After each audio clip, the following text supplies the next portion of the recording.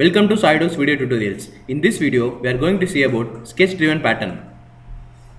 First, select the new part, then pick top plane for sketching. Now, select the center rectangle command and draw a rectangle from the origin. Specify its dimensions using smart dimension command. After dimensioning, in features, select extrude bars, specify the dimension and direction of the extrusion and also the end condition.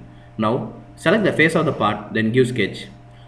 Again select the rectangle command and draw a rectangle over the corner of the part. Specify their dimensions accordingly as given in the manual.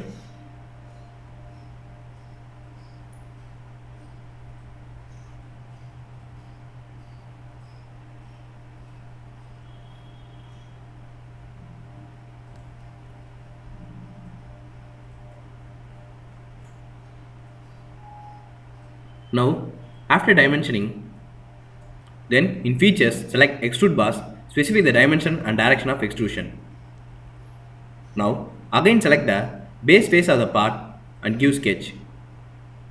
Select the point command and make a point over the various positions in the part. Where are the patterns to be created?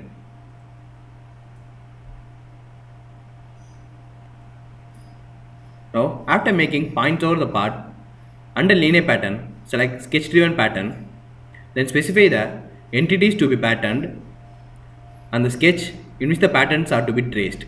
That's it, our pattern is created.